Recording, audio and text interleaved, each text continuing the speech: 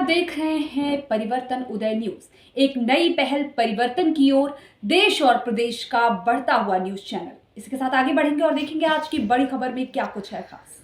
गोरखपुर में खौफनाक triple murder, पोते ने दादा दादी और दादा के भाई की बेरहमी से हत्या। आपको बता दें कि गोरखपुर के झंगा थाना क्षेत्र के मोतीराम अड्डा स्थित कोयरान टोला में शुक्रवार सुबह एक खौफनाक हत्याकांड ने पूरे इलाके को दहशत में डाल दिया। मानसिक रूप से अस्वस्थ बताए जा रहे एक युवक ने अपने ही दादा दादी और दादा के भाई की फावरे से बेरहमी से हत्या कर दी। यही नहीं, उसने घर में बंदी भैंस पर भी जानलेवा हमला कर उसे मार डाला। घटना के बाद पूरे गांव में हड़कंप मच गया। पुलिस ने मौके पर पहुंचकर आरोपी को गिरफ्तार कर लिया और हत्या में इस्तेमाल किए जा रहे फावड़े को भी बरामद कर लिया। शुक्रवार सुबह करीब 6 बजे यह खौफनाक वारदात घटी। आरोपी रामदयाल मौर्य ने सबसे पहले घर में बंदी भैंस के सिर पर फावड़े से वार किया। भैंस की तरफ तरफ का मौत हो गई। जब उसकी दादी द्रौपदी देवी उम्र 70 वर्ष उसे रोकने के लिए आए तो उसने उन पर भी प्रहार कर दिया। दादी की चीख सुनकर उनके पति कुबेर मौर्य उम्र 72 वर्ष और दादा के भाई साधु मौर्य उम्र 75 वर्ष बचाने पहुंचे, लेकिन रामदयाल ने उन पर भी ताबड़तोड़ हमला कर दिया, जिससे मौके पर ही तीनों बुजुर्गों की मौत हो गई।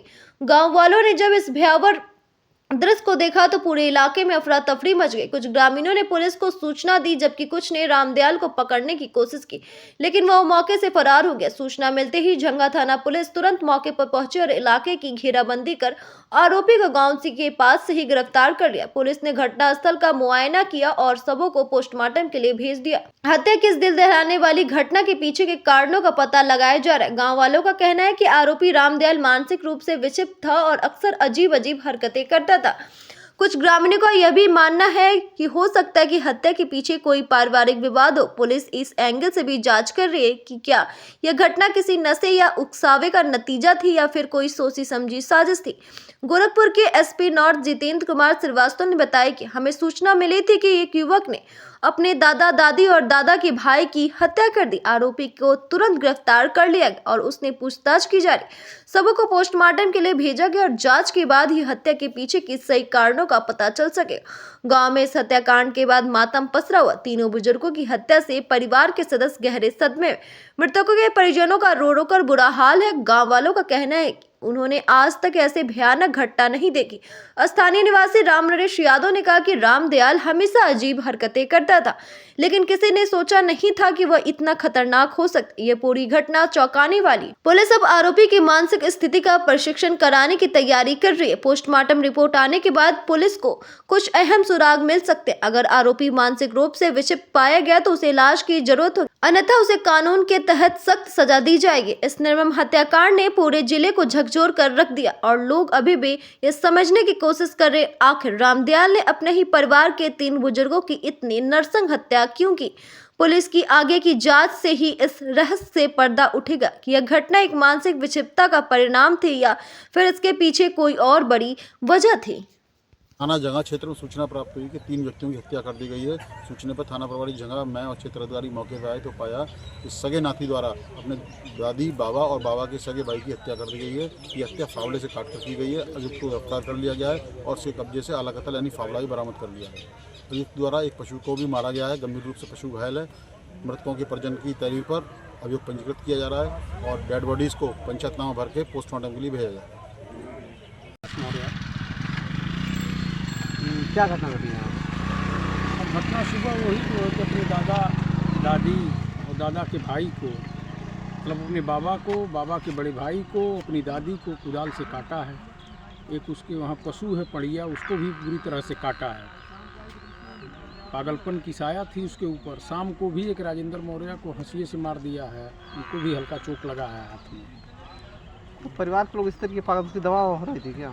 अब 2-3 पीढ़ी से इस तरह का चला आ रहा है। परिवार में लगभग सभी व्यक्ति थोड़ा बहुत पागलपन का शिकार हुए हैं, कोई कम कोई ज़्यादा। इसके परिवार में जो भी हम लोग देखे हैं, जो लोग भी पैदा हुए हैं, जो लोग भी बड़े बुजुर्ग रहे हैं, सब लोगों को थोड़ी थोड़ी पागलपन की साया रही है।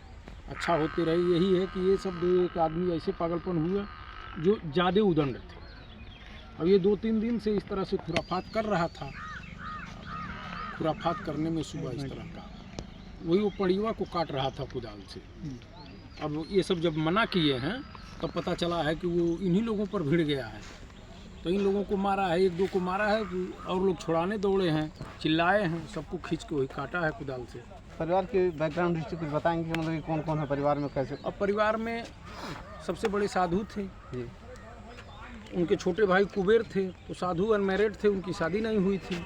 कुबेर की शादी हुई थी, उनकी पत्नी द्रौपदी हैं। उनका कुबेर का बड़ा लड़का विजय बहादुर है, जिसका लड़का ये हत्यारा है, इकलौता लड़का है। और परिवार में अब विजय बहादुर बचे हैं, हल्का फुल्का उनको भी पागलपन की साया है। फिर जो है कि विजय बहादुर का छोटा भाई है मेवालाल, वो भी इसी तरह से पगलाया था, दो एक लोगों को मारा, कुछ छुट-फुट घटना किया, तो उसमें जेल गया था, 10-12 साल बाद छूटा था। तो अब ठीक था, मेहनत मजदूरी करके अपना खाता घूमता था। अब इसके उदंडई से शाम से ही जो है कि मेवालाल और विजय बहादुर कहीं इधर उधर हो गए थे।